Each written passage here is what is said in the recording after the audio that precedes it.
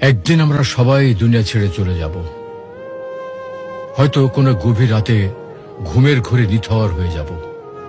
আত্মীয় স্বজন শিয়রে সে কান্নায় ভেঙে পড়বে। কেউ গোসল করাবে, আবার কেউ কাফনে কাপড় পরিয়ে জানাজার জন্য প্রস্তুত করবে। সবশেষে কবরের মাটিতে শুয়ে দিয়ে সবাই একে একে বিদায় নেবে। তখন আমি থাকবো একা, আর আমার সঙ্গে কি থাকবে? সঙ্গে থাকবে শুধু আমার আমল। কবরের অন্ধকারে মুনকার নাকির এসে প্রশ্ন করবে, তোমার রব কে? তোমার দিন কি? তোমার রাসূল কে ছিলেন? এই প্রশ্নের উত্তর দিতে পারবো আমরা? আমরা দুনিয়ার মোহে এতটাই বিভোর যে মৃত্যুর কথা ভুলে গেছি, অথচ জীবন ক্ষণস্থায়ী।